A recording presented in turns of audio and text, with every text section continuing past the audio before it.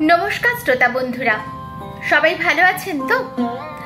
আপনাদের সবাইকে স্বাগত জানাই আমার চ্যানেল গল্পরার প্রতি শুক্রবারের বিশেষ অনুষ্ঠান স্বপ্না ও তার কথায়।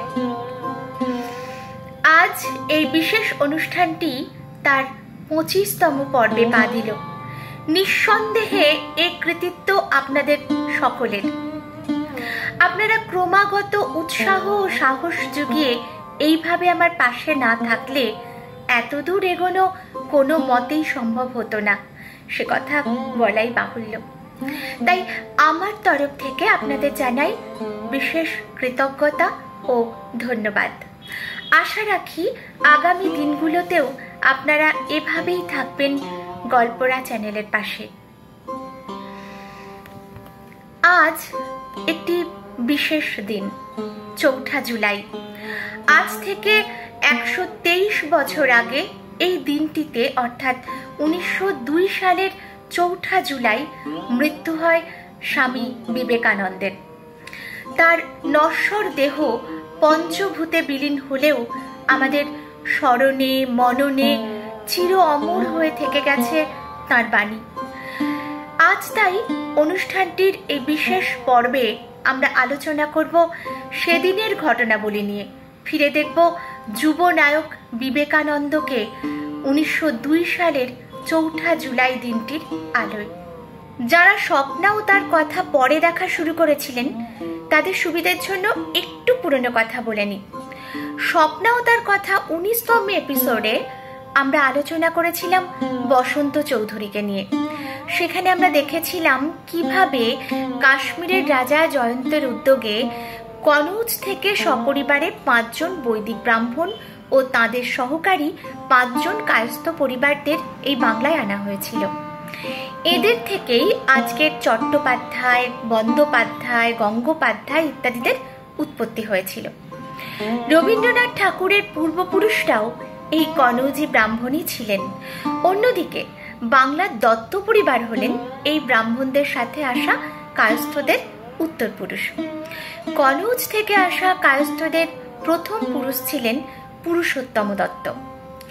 তার উত্তরসূরিরাই সময়ের স্রোতে পরবর্তীকালে গোটা বাংলায় ও দেশে ছড়িয়ে পড়ে। বর্ধমান জেলার কালনার একটি গ্রাম ছিল দত্ত দেরিয়াটোনা নামে। লোকের মুখে মুখে কথ্য ভাষায় তা হয়ে দাঁড়ায় দত্ত ডেরেটোনা। মুঘল আমলে এই গ্রামের প্রতিষ্ঠা করেন জমিদার দত্তরা, যারা ছিলেন পুরুষোত্তম দত্তের উত্তর পুরুষদের একটি শাখা।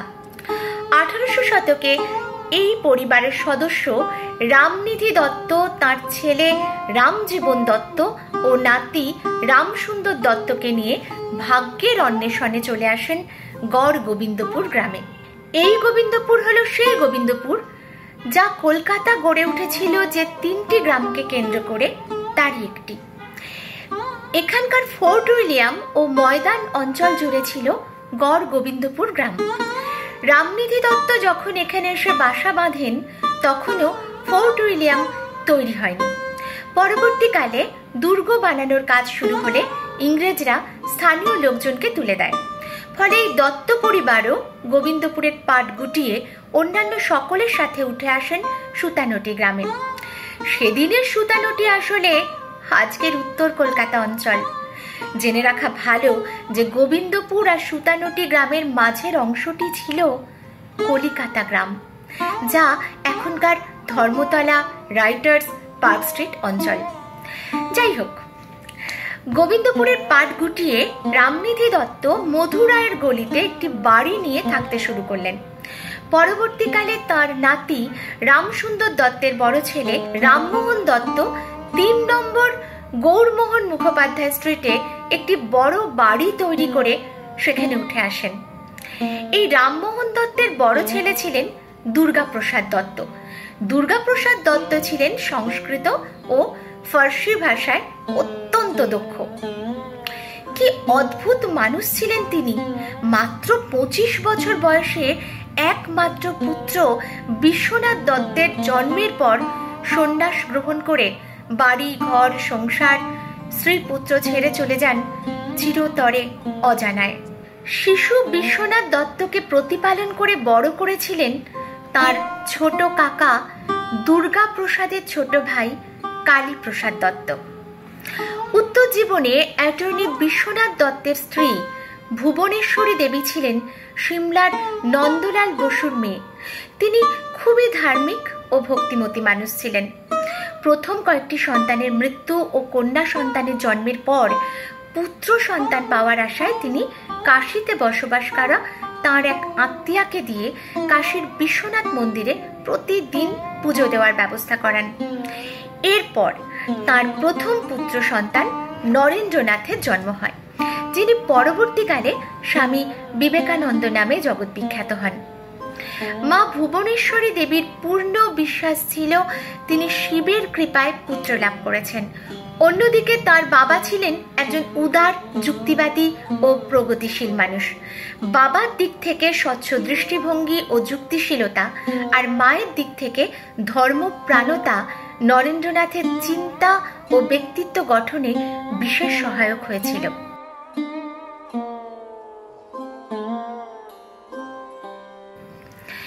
পারিবারিক সূত্রে পাওয়া ধর্মানুসন্ধান ও জীবনের রহস্য সম্পর্কে জানার ইচ্ছা নরেন্দ্রনাথের মধ্যেও একসময় প্রবল হয়ে ওঠে। ফলশ্রুতি স্বরূপ তিনি সত্যের অন্বেষণে ঘুরতে ঘুরতে ব্রাহ্ম সমাজ হয়ে একদিন গিয়ে পড়েন দক্ষিণেশ্বরের পাগলা বামুন শ্রী রামকৃষ্ণ দেবের কাছে। শুরু হয় এক ইতিহাসের। তার সম্পর্কে গুরুর ভবিষ্যৎবাণী ছিল এক ভীষণ সতর্কবাণী। প্রথম দর্শনের পর থেকেই নরেন নরেন করে শ্রী রামকৃষ্ণদেব আকুল হতেন। কারণ হিসেবে যা বলেছিলেন তা অতি বিস্ময়কর। সমাধি অবস্থায় দেখা এক অপরূপ গল্প শুনিয়েছিলেন ঠাকুর। তিনি বলেছিলেন যে দেখলাম দেবলোক থেকে বহু দূরে দেবতাদের অগম্য সেই অখণ্ড লোকে ধ্যান লীন হয়ে বসে রয়েছেন 7 জন ঋষি এক অত্যুজ্জ্বল জ্যোতির্মালার মধ্যে। সে এমন এক স্তর যেখানে সাকার রূপ কোনো কিছুই নিজের অস্তিত্ব রাখতে পারে না। সেই অসম্ভবের মধ্যে বসে আছেন সপ্তর্ষি মণ্ডলের 7 ঋষি। এমন সময় চারপাশে সেই ঘনীভূত জ্যোতি রূপ নিল এক অমল কান্তি দেব শিশুর। শিশুটি ওই 7 জন ঋষির মধ্যে ত্যাগে তিতিক্ষায় যিনি শ্রেষ্ঠতম তার গলা জড়িয়ে ধরে নানানভাবে আদরে বিভঙ্গে হাসিতে আবদারে ধ্যান ভাঙাবার চেষ্টা করতে থাকলো। ধ্যান ভেঙে অমন সুন্দর কান্তি শিশুটিকে দেখে ঋষির ক্রোধ আর জাগল না, আনন্দে মুখ ভরে উঠল হাসিতে।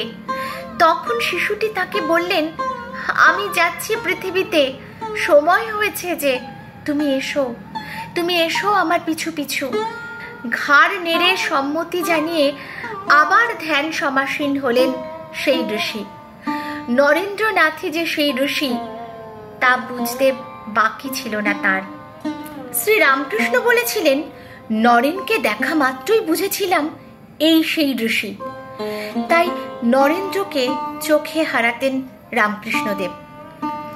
সাথে সাথে সবাইকে বলে দিয়েছিলেন, ওর অন্তরে বইছে নিরাকারের সেই জ্ঞান। ও জোর করে দেহ ধারণ করে আছে। যে মুহূর্তে নিজের স্বরূপ জানতে পারবে ওর শরীর ত্যাগ হবে, বেশি দিন ও থাকবে না। তবে যে কাজের জন্য এসেছে সেই কাজটুকু না করা অবধি মা ওকে ছাড়বে না। তাই তোমরা খুব সতর্ক থাকবে, কোনো মতে যেন ওর অন্তরের আত্মবোধ জেগে না ওঠে। ওকে নানা কাজে ডুবিয়ে রাখবে, একা একা ধ্যানে যেন সময় না কাটায়। একথা অক্ষরে অক্ষরে সত্য হয়েছিল স্বামী বিবেকানন্দের জীবনে। 1863 খ্রিস্টাব্দের 12ই জানুয়ারি তার জন্ম হয় 3 নম্বর গৌরমোহন মুখোপাধ্যায় স্ট্রিটের বাড়িতে এবং দেহাবসান ঘটে বেলুর মঠে 1902 সালের 4 জুলাই, মাত্র 39 বছর 5 মাস 22 দিন বয়সে। স্বামী বিবেকানন্দের মৃত্যু নিয়ে কিন্তু কোনো রকম রহস্য সেই অর্থে না থাকলেও মৃত্যুর কারণ সম্পর্কে কিছু ভিন্ন ভিন্ন ধারণা প্রচলিত রয়েছে। আমরা সেই সমস্ত তথ্য ও মতামত পরপর সাজিয়ে এগিয়ে নিয়ে যাব আমাদের আলোচনা।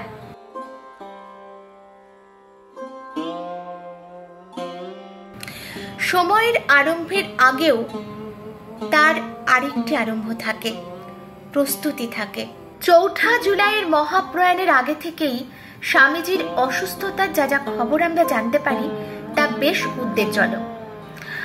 1896 সালে স্বামীজির ভাই মহেন্দ্রনাথ দত্ত ও গুরু ভাই স্বামী সারদা দত্ত তখন লন্ডনে স্বামীজির সাথে রয়েছেন। সেই সময়ে প্রথম আমরা স্বামীজির শারীরিক অসুস্থতার কথা জানতে পারি মেজ ভাই মহেন্দ্রনাথের স্মৃতিচারণায়।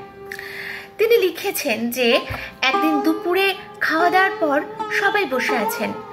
স্বামীজির এক ভক্ত ফক্স এবং ভূপেন্দ্রনাথ পাশাপাশি দুটি চেয়ারে বসে আছেন। উল্টো দিকে একটি ঠেসান দেওয়া চেয়ারে স্বামীজি বসে আছেন। দেখে বোঝা যায় না এক মনে চিন্তা করছেন কিছু নাকি ধ্যান করছেন। হঠাৎ তার মুখ কুঁচকে যায়, সারা মুখ জুড়ে একটা ভয়ানক যন্ত্রণার ছাপ ফুটে ওঠে।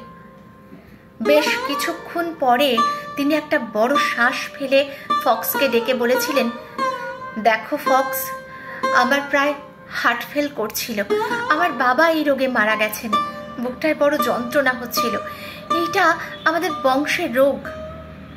এমন একটা রোগের ও অসুস্থতার লক্ষণ দেখা দেওয়া সত্ত্বেও তিনি কিন্তু কোনো ডাক্তারি সাহায্য নেওয়ার সুযোগ পাননি। কারণ বিদেশে অন্যের আশ্রয়ে থাকা খাওয়া করে, বক্তৃতা দিয়ে অর্থ জোগাড় করে দেশে পাঠানো, মঠ চালানো, গুরু ভাইদের দেখাশোনার দায়িত্ব এবং নিজের মা ভাইদের সংসার ও বাড়ির মামলা মোকদ্দমা সামলানো, এত কিছু একসাথে তাকে সামলাতে হচ্ছে একা। চিকিৎসার বিলাসিতা তিনি দেখাতে পারেননি। বড়ই মর্মান্তিক পরিস্থিতিতে ছিলেন তিনি। পরের বছর দ্বিতীয়বার বিদেশ যাওয়ার আগে 1897 সালে গুরু ভাই স্বামী অখণ্ডানন্দকে স্বামীজি চিঠিতে লিখেছিলেন, শরীর তো যাবেই, কুঁড়েমিতে কেন যায়? মরচে পড়া মরার চেয়ে ক্ষয়ে ক্ষয়ে মরা ঢের ভালো। মরে গেলেও হাড়ে ভেলকি খেলবে। সেই বছরেই 28 এপ্রিল দার্জিলিং থেকে মেরি হেলকে স্বামীজি চিঠিতে লিখেছিলেন, আমার চুল গোছা গোছা পাকতে শুরু করেছে এবং মুখের চামড়া অনেক কুঁচকে গেছে। আমার বয়স যেন আরো 20 বছর বেড়ে গিয়েছে। এই চিঠি লেখার সময় স্বামীজির বয়স ছিল 34 বছর মাত্র। আবার সেই বছরের 3রা জুন 1897 সালে এক আমেরিকান ভক্তকে লেখা চিঠিতে বলেছিলেন, যদি শেষ পর্যন্ত আমার স্বাস্থ্য ভেঙেই পড়ে তাহলে এখানে কাজ একদম বন্ধ করে দিয়ে আমি আমেরিকায় চলে যাব। তখন আমাকে আহার ও আশ্রয় দিতে হবে। কেমন, পারবে তো? 1998 সালে 4ঠা জুলাই কয়েকজন আমেরিকান ভক্তের সাথে কাশ্মীরে বেড়াতে বেড়াতে তিনি তাঁদের জন্য একটি কবিতা রচনা করেছিলেন।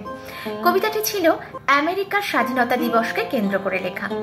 যেহেতু 4ঠা জুলাই তিনি এই কবিতাটি লিখেছিলেন, তাই প্রসঙ্গক্রমে এটি বললাম। আমি বরং 2-4 লাইন আপনাদের শোনাই সেই কবিতাটি। Behold, the dark clouds melt away that gathered thick at night and hung so like a gloomy pall above the earth. Before the magic touch, the world awake, the birds in chorus sing. এর 2 বছর বাদে আমরা দেখি কিংবদন্তি ফরাসি গায়িকা madam এমা কালভের অতিথি হয়ে মিস ম্যাকলাউডের সঙ্গে স্বামীজি মিশরে গেছেন।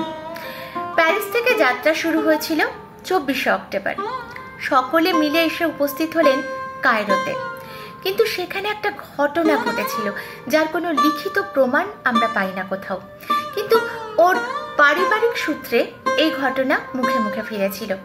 ওর ছোট ভাই ভূপেন্দ্রনাথের খুব কাছের লোক এবং পরবর্তীকালে তার বইয়ের প্রকাশক প্রয়াত রঞ্জিত সাহা বলেছিলেন যে এই সময় কায়রোতে অসুস্থ হয়ে পড়া স্বামীজিকে শুধু চিকিৎসকের শরণাপন্ন হতে হয়েছিল তাই নয়,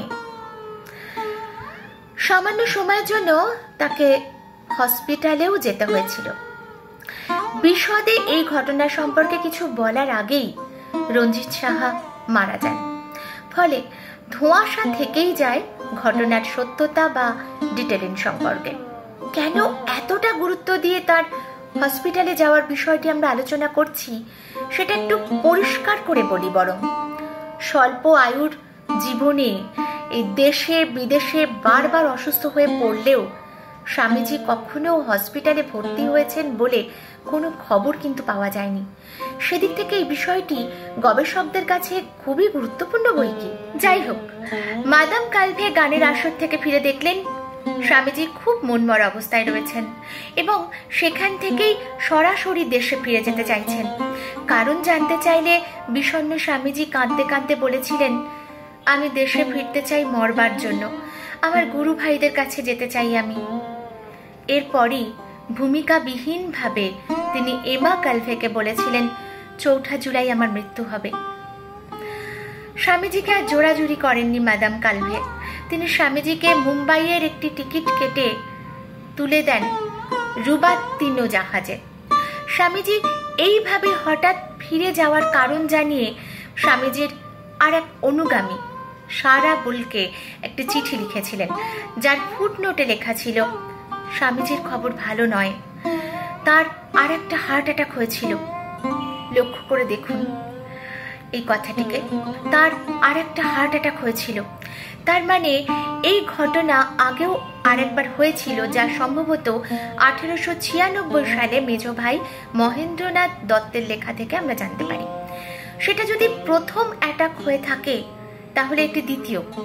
সেক্ষেত্রে বেলুড়ে ৪ জুলাই 1902 সালের সন্ধ্যায় তৃতীয় হার্ট অ্যাটাকেই হয়তো তার শরীর যায়। যাই হোক, এ যাত্রায় মুম্বাই হয়ে স্বামীজি বেলুড় মঠে ফিরলেন 1900 সালের 9 ডিসেম্বর সন্ধ্যায়। দিনটা ছিল রবিবার।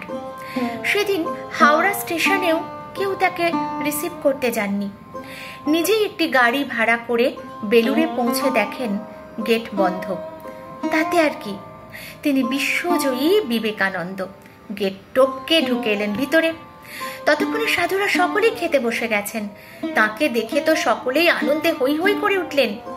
কোনো খবর না দিয়ে একদম অপ্রত্যাশিতভাবে সকলের প্রিয় নরেন এসে হাজির। সেই সন্ধ্যায় তিনি সকলের সাথে এক পংক্তিতে বসে আনন্দ করে প্রাণ ভরে খিচুড়ি খেলেন, গল্প করলেন। কত হাসি ঠাট্টা আলোচনা। প্রাণ শক্তিতে ভরপুর সেই বিবেকানন্দের মধ্যে কিন্তু তার গুরু ভাইরা তেমন কোনো অসুস্থতার লক্ষণ দেখতে পাননি, তখন বুঝতেও পারেননি কিছুটি। অথচ মঠে ফিরে তিনি তার শিষ্য ক্ষেত্রের রাজা অজিত সিংকে লিখেছেন, আমার হার্ট খুবই দুর্বল হয়ে পড়েছে। আমার মনে হচ্ছে এ জীবনে যা করার ছিল তা শেষ হয়েছে। ডিসেম্বরে মায়াবতীতে বসে প্রিয় শিষ্য বিরজানন্দকে স্বামীজি বললেন, শরীরটাকে বেজায় কষ্ট দিয়েছি, তার ফল হয়েছে কি না, জীবন যেটি সবচেয়ে ভালো সময় সেখানটায় শরীর গেল ভেঙে। 1901 সালের জানুয়ারি মাসে তিনি লিখছেন, মঠে যে মুহূর্তে পদার্পণ করি তখনই আমার হাঁপানির কষ্টটা ফিরে আসে। এ স্থান ছাড়লেই আবার সুস্থ। 1901 সালের মার্চ মাসে গেলেন ঢাকায়। ঢাকায় থাকাকালীন অকস্মাৎ তার সঙ্গে দেখা হয় এক বারাঙ্গনার মহিলা। করুণভাবে স্বামীজির কাছে হাঁপানির ওষুধ ভিক্ষা করে অনুনয় করেছিলেন তাকে সারিয়ে দিতে। স্বামীজি সস্নেহে তাকে বলেছিলেন, দেখো মা, আমি নিজেই হাঁপানির যন্ত্রণায় অস্থির। যদি আরোগ্য করার ক্ষমতা থাকতো তাহলে কি আর আমার নিজের শরীরের এই দশা হয়? ঢাকায় থাকতেই ওর বহুমূত্র রোগের লক্ষণ দেখা দেয়। সঙ্গে শ্বাসকষ্ট। ঢাকা থেকে তিনি যান গৌহাটির কামাখ্যায়। সেখানে রোগের প্রকোপ বাড়ে ও শরীর প্রচণ্ড অসুস্থ হয়ে পড়ে। তার বিশদ বিবরণ জানতে পারা যায় প্রমথ বসুর লেখা স্বামীজির জীবনী গ্রন্থ থেকে। শারীরিক অবনতি দেখে সকলেই মিলে স্থির করলেন যে শিলংয়ে ওনাকে পাঠানো হবে, কারণ সেখানকার ওই জলবায়ু খুব স্বাস্থ্যকর। সেই মতো 36 মাইল দূরে শিলংয়ে স্বামীজিকে নিয়ে যাওয়া হয়। সেখানকার chief commissioner sir Henry Cotton ওর অসুস্থতার খবর শুনে স্থানীয় সিভিল সার্জনকে স্বামীজির কাছে পাঠিয়ে দিয়েছিলেন চেক আপ করানোর জন্য। কিন্তু দুঃখের বিষয় এই যে শিলংয়ে এসে বহু মূত্রের সঙ্গে হাঁপানির প্রকোপ আরো ভীষণ ভাব ধারণ করে। শ্বাস নেবার সময় অসহ্য কষ্ট হতো তার। বালিশের ওপর বালিশ চাপিয়ে বুকের ওপর ঠেসে ধরতেন এবং সামনের দিকে ঝুঁকে বসে সেই অসহ্য যন্ত্রণা ভোগ করতেন। এইখানেই একদিন আপন মনে তিনি বলেছিলেন যে যাক, মৃত্যুই যদি হয় তাতেই বা কি এসে যায়, যা দিয়ে গেলুম 1500 বছরের খোরাক। শিলংয়ে স্বামীজির শরীরে অ্যালবুমিনও বেড়ে গিয়েছিল প্রচন্ড, ফলে তার শরীরও ফুলে গিয়েছিল দ্বিগুণ। 1901 সালের 12ই মে স্বামীজি আবার গৌহাটি হয়ে ট্রেনে চেপে কলকাতা ফিরে আসেন। মঠে থাকাকালীন এই সময় তার মধ্যে জগৎ সংসার সম্পর্কে অদ্ভুত এক নির্লিপ্ত ভাব দেখা যায়। খুশি মতো ঘুরে বেড়াতেন মঠের জমিতে, গঙ্গার পাড়ে পাড়ে, কখনো চটি পায়ে, কখনো বা খালি পায়ে, কখনো গেরুয়া কাপড় পরে, কখনো বা শুধুই কৌপিন। তামাক খেতে খুব ভালোবাসতেন, তাই বেশিরভাগ সময় এক হাতে একটি হুঁকো থাকতো, কখনো বা হাতে একটা লাঠিও থাকতো। ধীরে ধীরে পা ফুলে শোথের আকার ধারণ করে। তখন আর আগের মতো হাঁটা চলা করতে পারতেন না তিনি। হাঁটতে গেলে খুবই কষ্ট হতো। উপায়ন্তর না দেখে 1901 সালের জুন মাসে স্বামী নিরঞ্জনানন্দের উৎসাহে বউবাজারের কবিরাজ মহানন্দ সেনগুপ্তকে ডাকা হলো। স্বামীজি নিমরাজি হয়েই চিকিৎসায় মত দিলেন। প্রথম দিকে কবিরাজ বলে দিলেন যে কোনো রকম নুন দেওয়া খাবার তিনি খেতে পারবেন না, সেই সঙ্গে জল খাওয়াও বন্ধ। স্বামীজির অভ্যাস ছিল প্রচুর জল পান করার। সকলেই ভাবলেন কি হবে এবার, কি করে তিনি থাকবেন। কিন্তু অবিশ্বাস্য মনের জোরে তিনি জল খাওয়া বন্ধ করে দিলেন।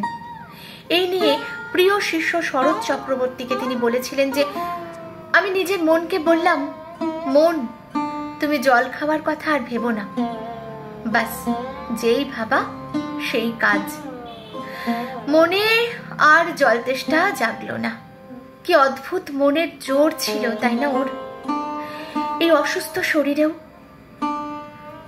যাই হোক, চিকিৎসা চলাকালীন ওর নৈমিত্তিক খাওয়া দাওয়াও অবিশ্বাস্য রকমের কমে গিয়েছিল। 1901 সালের অক্টোবর মাস স্বামীজির অবস্থা আবার আশঙ্কাজনক হয়ে উঠল। বাড়ির বাইরে অব্দি আর যেতে পারতেন না। কলকাতার নামকরা ইংরেজ ডাক্তার সন্ডার্সকে দেখানো হলো। সব দেখে শুনে তিনি যে কোনো দৈহিক ও মানসিক পরিশ্রম করতে নিষেধ করলেন স্বামীজিকে। এই সময় পোষা জন্তু জানোয়ার, কুকুর, ছাগল, পাখিদের নিয়ে বেলুড়ে স্বামীজি এক অন্য জীবন কাটাতে শুরু করেন। বাইরে থেকে কেউ এসে হতবাক হয়ে দেখেছেন বিশ্বজয়ী বিবেকানন্দ কৌপিন পরে ছাগলের দুধ দোহাচ্ছেন, অথবা আত্মচিন্তায় বুঁদ হয়ে রয়েছেন, মুখে কোনো কথাটি পর্যন্ত নেই।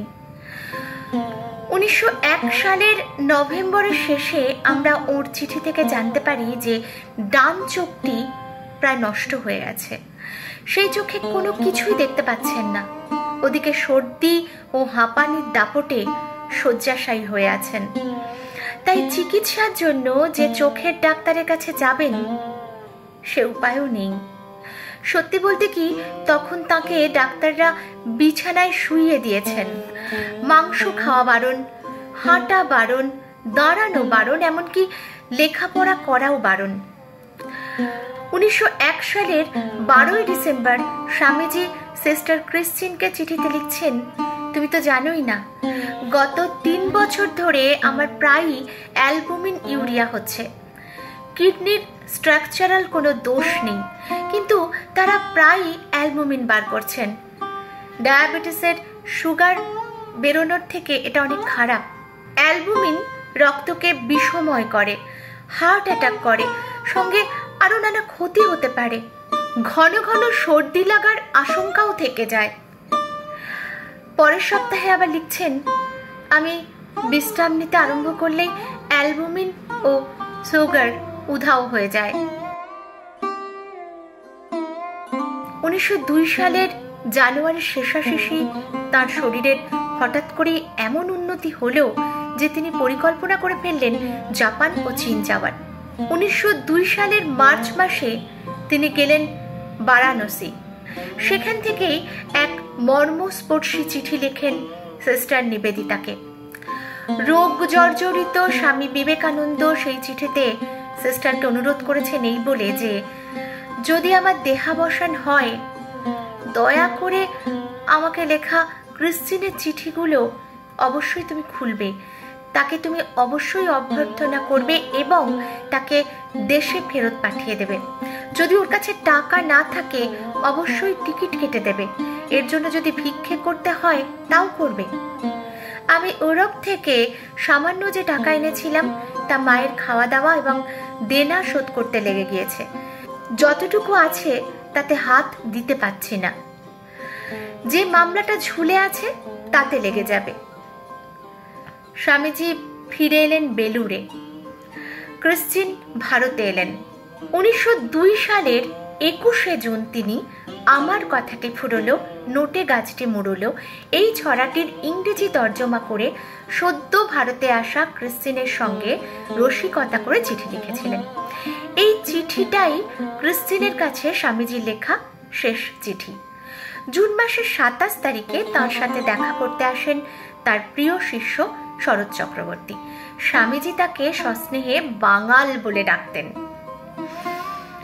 এর লেখা স্বামী শিষ্য সংবাদ একটি অতুলনীয় বই। পারলে সবাইকে বলবো যে বইটি পড়তে। এই বইটিতে আমরা খুঁজে পাই অন্য এক বিবেকানন্দকে। যাই হোক, অফিসের পোশাকে শিষ্যকে দেখে স্বামীজি বললেন, তুই কোট প্যান্ট পরিস, কলার পরিস না কেন? সেই সূত্রেই স্বামী শারদানন্দকে ডেকে বললেন, আমার যেসব কলার আছে তার থেকে 2টো কলার কালেকে দিস তো। আরো আধ ঘন্টা পরে স্বামীজি ধ্যানস্থ হলেন, একদম বাহ্য চেতনাহীন। শরৎ চক্রবর্তী লক্ষ্য করলেন স্বামীজির বদ্ধ পানিপদ্ম কম্পিত হইতেছে। এদিন হঠাৎ স্বামীজির শিষ্যকে বলেছিলেন, দেখ তো বাঙাল, পাঁজিটা পড়, একটা ভালো দেখে দিন দেখ দেখি। শরৎ চক্রবর্তী পাঁজি দেখে দিন পড়ে পড়ে শোনাতে থাকেন। শেষে 4 জুলাই দিনটির বর্ণনা শুনে স্বামীজি প্রসন্ন হয়ে বললেন, থাক, আর দরকার নেই। শিষ্য জানতে চান, কি হবে স্বামীজি এই দিনে? উনি হেসে বললেন, ওই অমনি একটু শুনে রাখলাম। যাওয়ার সময় নৌকা থেকে তিনি দেখলেন স্বামীজি ছাদে দাঁড়িয়ে। নৌকা থেকেই তিনি যুক্ত করে গুরুর উদ্দেশ্যে প্রণাম জানান। স্বামীজি হেসে হাত তুলে আশীর্বাদ জানান। এই ছিল শিষ্যের সাথে স্বামীজির শেষ দেখা। জীবনের শেষ পর্বে এসে স্বামীজির নানা রোগের তালিকায় আরো একটি রোগ সংযোজিত হয়েছিল, উদরি অর্থাৎ পেটে জল হওয়া। প্রখ্যাত লেখক শঙ্করের দ্য মঙ্ক অ্যাজ ম্যান বইতে স্বামীজির স্বাস্থ্য নিয়ে লিখতে গিয়ে লেখক বলেছেন যে অনিদ্রা, যকৃৎ ও কিডনির সমস্যা, মাইগ্রেন, ডায়াবেটিস, হৃদরোগের মতো কমপক্ষে 31টি ব্যাধি ছিল স্বামীজির। এত হাজার রোগে রোগাক্রান্ত একটা মানুষ না পারতেন খেতে, না ঘুমোতে, না চলাফেরা। ফলে সহজেই মেজাজ হারাতেন এবং ফলস্বরূপ উপস্থিত সবাইকে এত বকাবকি করতেন যে তাদের চোখে জল অবধি এসে যেত। অমন গভীর সাধু রাখাল মহারাজ পর্যন্ত একবার বলেছিলেন যে তার বকুনি সহ্য করতে না পেরে আমারই কতবার মনে হয়েছে মঠ ছেড়ে চলে যাই। একদিন বকুনি খেয়ে দুঃখে অভিমানে দরজা বন্ধ করে কাঁদছি। কিছুক্ষণ পরে স্বামীজি দরজায় টোকা মারছে। দরজা খুললুম। স্বামীজি বলতে লাগলেন, আমি কি করব, আমার শরীরটা 24 ঘন্টায় জ্বলছে, মাথা ঠিক থাকে না। শুধু তাই নয়, আফসোস করে বলেছিলেন, আমি বেঁচে থাকলে তোমাদের হয়তো বৃথা কষ্ট দেব। দেখো রাজা, একটা কাজ করতে পারো, ওদের রেসিং হর্স যখন অকেজো হয়ে পড়ে তখন কি করে জানো? তাকে বন্দুকের গুলিতে মেরে ফেলে। আমি তোমাকে একটা রিভলভার জোগাড় করে দেব, তুমি আমাকে গুলি করে মারতে পারবে। আমাকে মারলে কোনো ক্ষতি হবে না, আমার কাজ ফুরিয়ে গেছে।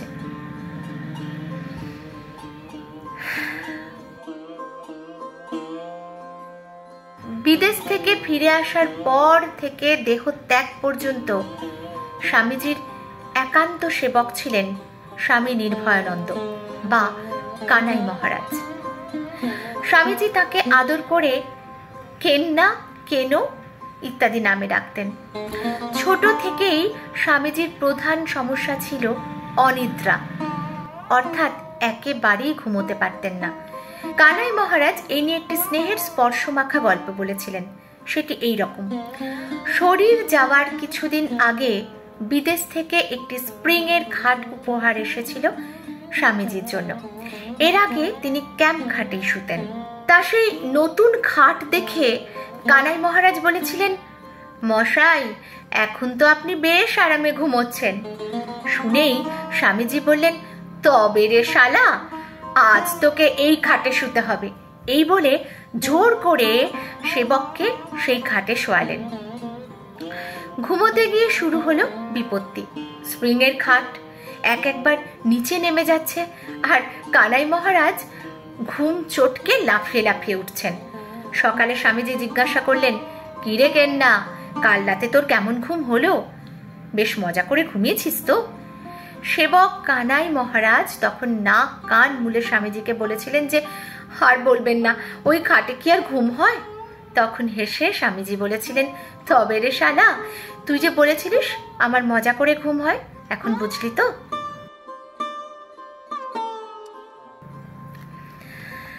1902 সালের 2রা জুলাই সিস্টার নিবেদিতাকে খেতে আমন্ত্রণ জানিয়েছিলেন স্বামীজি। নিজের হাতে রান্না করে সামনে বসিয়ে সিস্টারকে পঞ্চ ব্যঞ্জন খাইয়েছিলেন। তারপর তার হাত ও পায়ের পাতা ধুইয়ে দিয়েছিলেন। এমন আচরণে অবাক হয়ে নিবেদিতা জানতে চেয়েছিলেন যে কেন স্বামীজি এমন করলেন। উত্তরে বিবেকানন্দ তাকে যিশুর কথা মনে করিয়ে দেন। তিনিও যে এমনই করেছিলেন তার শিষ্যদের সঙ্গে। সে কথা শুনে অবাক হয়ে নিবেদিতা বলেছিলেন, সে তো তার মৃত্যুর আগে, লাস্ট সাপারের সময়। উত্তরে সামান্য হেসে স্বামীজি তাকে বলেছিলেন, সিলি গার্ল।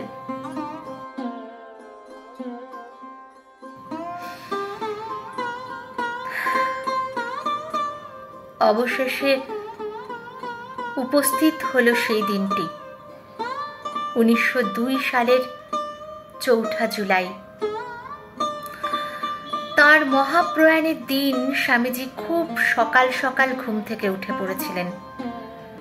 আকাশ ছিল মেঘে ভরা, বৃষ্টি পড়ছিল। মঠে ঠাকুরের মন্দিরে গিয়ে সকলের সাথে ঘণ্টা তিনেক ধ্যান করেন তিনি। তারপর ছাত্রদের শুক্লা যজুর্বেদ, সংস্কৃত ব্যাকরণ ও দর্শন শাস্ত্র পড়ান। সবাইকে বলেন, কার কি জিজ্ঞাসা আছে তোরা বল, আমি সকলের সব প্রশ্নের উত্তর দিচ্ছি। ক্লাস শেষে সবাইকে তিনি মাথায় হাত দিয়ে আশীর্বাদ করেন অখণ্ড ব্রহ্মচর্য ও ঈশ্বর লাভ হোক বলে। পরে গুরুভাই স্বামী প্রেমানন্দের সঙ্গে বেশ কিছুক্ষণ পায়চারি করেন মঠের জমিতে। আলোচনা করেন রামকৃষ্ণ মঠের ভবিষ্যৎ নিয়ে। ঘটনাক্রমে সেদিন ঘাটে জেলেদের ইলিশ মাছ ভর্তি নৌকো ভিড়েছিল। গঙ্গার ইলিশ কিনেছিলেন তিনি। সবার সঙ্গে বসে দুপুরে খেয়েওছেন ইলিশের নানান পদ। এরপর দুপুর 12টা নাগাদ ঘুমিয়ে পড়েন স্বামীজি। একটু বাদে উঠেও পড়েন। সেই প্রথম সামান্য শরীর খারাপের কথা জানিয়ে বলেন মাথাটা ব্যথা ব্যথা করছে, কিন্তু পরে ফের লাইব্রেরিতে গিয়ে ব্যাকরণ পড়ালেন সাধু ব্রহ্মচারীদের। তখনই তাকে খানিকটা হলেও ক্লান্ত দেখাচ্ছিল। সেবক কানাই মহারাজ বলেছেন যে বিকেলে আমি ও হুটকো গোপালের দাদা চা খাচ্ছি, তখন পূজনীয় বাবুরাম মহারাজকে নিয়ে বেলুর বাজারের দিকে বেড়াতে যাচ্ছিলেন স্বামীজি। আমাদের চা খেতে দেখে কাছে এসে বললেন, কি কেন, চা খাচ্ছ? আমি বললাম, মশাই একটু চা। তাই শুনে বললেন, আমায় একটু দেবে না? আমি তো জানি তিনি কিরূপ চা খান, তাই একটু গরম জলের সঙ্গে একটু দুধ মিশিয়ে তার মুখের কাছে ধরলাম। তিনি তাতে 2-1 চুমুক দিয়ে বললেন, বেড়ে তো। এই বলেই তিনি কাপটি নিয়ে বেড়াতে গেলেন, কিন্তু তাতে যে একটু চা নেই সেদিকে তার হুঁশই ছিল না। এই হলো কানাই মহারাজের স্বামীজিকে করা শেষ সেবা। বাবুরাম মহারাজকে নিয়ে পুরো বেলুরের জমি সীমানা বরাবর ঘোরেন স্বামীজি। কথা প্রসঙ্গে বলেছিলেন, আর একটা বিবেকানন্দ থাকলে বুঝতে পারত এই বিবেকানন্দ কি করে গেল। শুনে বাবুরাম মহারাজ তাকে বলেন, করে গেল বলছো কেন, করছো বলো। উনি হেসে কথা ঘুরিয়ে দিয়ে বলেন, ঠিক তাই। বিকেল 5টা নাগাদ মঠে ফিরে আসেন দুজনে। স্বামীজি বেশ প্রফুল্ল স্বরে বললেন, আমার শরীর আজ খুব ভালো আছে। ভাবুন তো একবার, তখনও কি কেউ জানতেন সময় আর মাত্র কয়েক ঘন্টা। সন্ধ্যা 7টা নাগাদ সবাইকে ঠাকুরের কাছে গিয়ে বসতে ও প্রার্থনা করতে বলে নিজের ঘরে চলে যান তিনি। উপস্থিত সেবককে বলে যান এখন কেউ যেন তাকে বিরক্ত না করে। ঘটনাক্রমে শরীর তেমন ভালো না থাকায় সেদিন কানাই মহারাজ নিজে উপস্থিত থাকতে পারেননি। দায়িত্ব দিয়ে গিয়েছিলেন এক ব্রহ্মচারী ব্রজেন্দ্রকে। ঘরে গিয়ে ধ্যানে বসেন স্বামীজি। ব্রজেন্দ্রকে বললেন, আমাকে 2 ছড়া মালা দে, আর তুই আমার দরজার বাইরে গিয়ে জপ ধ্যান কর, না ডাকলে আসবি না। এরপর 7:45 নাগাদ তিনি সেবক ব্রজেন্দ্রকে ডেকে বলেন, খুব গরম বোধ হচ্ছে, জানলাগুলো খুলে দাও। বলতে বলতেই হাতে জপের মালা নিয়ে মেঝেতে শুয়ে পড়েন তিনি। সেবক এসে হাত পাখা দিয়ে পাশে বসে বাতাস করতে থাকেন। একটু পরে আবার বললেন, আর বাতাস করতে হবে না, একটু পা টিপে দে। আনুমানিক রাত্রি 9টা নাগাদ চিত হয়ে শুয়ে থাকা স্বামীজি বাঁ পাশে কাত হয়ে শুলেন। কয়েক সেকেন্ড তার ডান হাতটা সমানে একটু একটু করে কাঁপতে শুরু করে। কপালে দেখা যায় বিন্দু বিন্দু ঘাম। হঠাৎ ফুঁপিয়ে ফুঁপিয়ে একদম শিশুর মতো কাঁদতে থাকেন তিনি। ধীরে ধীরে তাও থেমে যায়। রাত্রি 9:15 নাগাদ একটা গভীর দীর্ঘশ্বাস ফেললেন। মিনিট 2 স্থির থেকে আবার একটা গভীর দীর্ঘশ্বাস। মাথা নড়ে উঠে বালিশ থেকে পড়ে গেল। চোখ স্থির, মুখে অপূর্ব জ্যোতি ও হাসি। সেই দেখে নতুন সেবক ব্রজেন ছুটে যায় কানাই মহারাজের কাছে। গিয়ে বলেন যে শীঘ্রই আসুন, দেখুন স্বামীজির কি অবস্থা হয়েছে। কানাই মহারাজ বলেছেন যে গিয়ে দেখলাম স্বামীজি তার ক্যাম্প খাটটির ডান দিকের পাশ ফিরে শুয়ে আছেন এবং তার ডান নাক দিয়ে রক্ত গড়াচ্ছে। তখন তাড়াতাড়ি নিচে গিয়ে সব মহারাজদের ডেকে আনলাম। স্বামী বোধানন্দ নাড়ি দেখতে জানতেন। তিনি স্বামীজির নাড়ি ধরে বসেছিলেন। সকলেই ভাবল গভীর সমাধি হয়েছে, তাই সেই সমাধি ভাঙানোর জন্য রামকৃষ্ণ নামগান সকলে শুরু করলেন। 9:30 নাগাদ নাড়ি সম্পূর্ণ ছেড়ে যায়। কেঁদে ওঠেন স্বামী বোধানন্দ। ইতিমধ্যে খবর পাঠানো হয় ডাক্তার মহেন্দ্র মজুমদারকে। স্বামীজির শেষ দিকটায় তিনি চিকিৎসা করেছিলেন। ডাক্তার আস্তে আস্তে সকলে চেষ্টা করেন যে বাইরে থেকে বুকে চাপ দিয়ে যদি হার্ট চালু করা যায়, কিন্তু কোনো ফল হয় না তাতে। রাত্রি 10:30টায় গঙ্গার ওপার থেকে ডাক্তার মজুমদার এসে উপস্থিত হন। সব রকম ভাবে পরীক্ষা করে রাত্রি 12টায় তিনি জানান যে স্বামীজির মৃত্যু হয়েছে, ফেরার কোনো আশা নেই। মৃত্যুর কারণ তিনি বলেছিলেন হার্ট অ্যাটাক। পরের দিন ডাক্তার বিপিন ঘোষ দেখে বললেন যে সন্ন্যাস রোগে শরীর গেছে স্বামীজির। স্বামীজির ডেথ সার্টিফিকেট পরবর্তীকালে খুঁজে পাওয়া যায়নি। সেখানে যে ওর কি অসুখের উল্লেখ ছিল তা জানবার কোনো উপায় নেই আজ আর। উদ্বোধন পত্রিকায় স্বামীজির দেহাবসানের যে সংবাদ প্রথম প্রকাশিত হয়েছিল, সেখানে বলা হয়েছিল যে তিনি 3 মাস ধরে গুরুতর অ্যালবুমিনিউরিয়ায় ভুগছিলেন। মৃত্যুর জন্য মানসিকভাবে প্রস্তুত ছিলেন স্বামীজি। তার আমেরিকাবাসী অনুরাগী মিস্টার ফক্সকে তিনি লিখেছিলেন, আমার শরীর দ্রুত ভেঙে যাচ্ছে, আমি যে কোনো সময় চলে যেতে পারি। প্যারিস থেকে গুরু ভাই তুরিয়ানন্দকে তিনি লিখেছিলেন, আমার কাজ আমি করে দিয়েছি বস, গুরু মহারাজের কাছে ঋণী ছিলাম, প্রাণ বার করে আমি শোধ দিয়েছি। শ্রোতা বন্ধুরা, আমি চেষ্টা করলাম মানুষ বিবেকানন্দের জীবনের একটি বিশেষ দিন ও তাকে কেন্দ্র করে একটি বিশেষ অধ্যায় তুলে ধরতে।